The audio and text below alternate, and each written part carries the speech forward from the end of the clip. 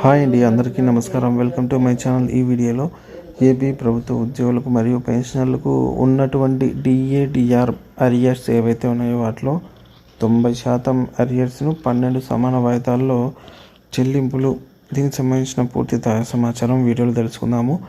వీడియోని ఎక్కడ కానీ స్కిప్ చేయకుండా ఎండ్ వరకు చూడండి, అప్పుడు ఇన్ఫర్మేషన్ పూర్తిగా అర్థమవుతుంది. వీడియో చూస్తున్న ప్రతి ఒక్కరు వీడియోకి లైక్ చేయండి ఫ్రెండ్స్. ఈ వీడియోని తోటి ఉద్యోగ పెన్షన్ మిత్రులతో అయితే షేర్ చేయండి.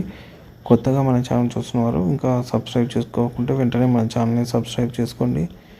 దీని ద్వారా నేను చేసే లేటెస్ట్ వీడియోస్ అన్నీ మీ వరకు రీచ్ అవుతాయి. ఇక ఆలస్యం చేయకుండా వివరాల్లోకి అయితే వెళ్ళిపోదాము. ఆంధ్రప్రదేశ్ ఉద్యోగులకు శుభవార్త. డిఏ బకాయిల విడుదలకు ప్రభుత్వం చర్యలు. ప్రభుత్వం ఉద్యోగులకు సంబంధించి 2 ముఖ్యమైన విషయాలు అయితే ఇక్కడ వీడియోలో తెలుసుకుందాము. మొదటిది డిఏ బకాయిల చెల్లింపులు. ఆంధ్రప్రదేశ్ ప్రభుత్వ ఉద్యోగులకు రావాల్సినటువంటి కరువు భత్యం డిఏ బకాయిలను ఈ మార్చి నెలాఖరులోగా 90% వరకు 12 విడతల్లో చెల్లించాలి అని ప్రభుత్వం యోచిస్తోంది. ఈ మేరకు గతంలో జారీ చేసిన జీవో ప్రకారం చెల్లింపులు జరగాల్సి అయితే ఉంది.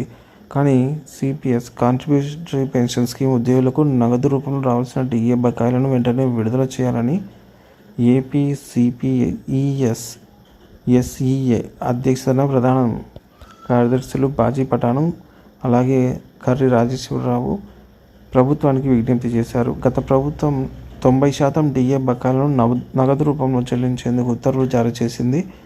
ఆ ఉత్తర్వుల ప్రకారం 12 వాయిదాల్లో చెల్లింపులు జరగాల్సి ఉండగా ఇప్పటి వరకు ఎలాంటి చెల్లింపులు జరగలేదు. ఈ జీవోల గడువు ఈ ఏడాది మార్చి నెలాఖరుతో ముగుస్తున్నందున ఆ లోపల బకాయిలన్నీ చెల్లించాలని వారు ప్రభుత్వానికి విజ్ఞప్తి చేశారు.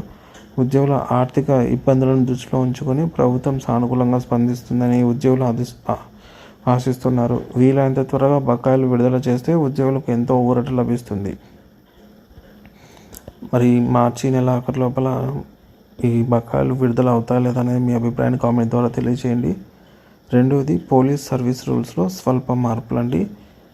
సో ఈ విధంగా అయితే ప్రభుత్వము గతంలో ఇచ్చిన జీవోకు సంబంధించి ఇంకా అమలు చేయకపోవడాన్ని ఏపీ సిపిఎస్ఈఏ అధ్యక్షులు ప్రశ్నిస్తున్నారన్నమాట.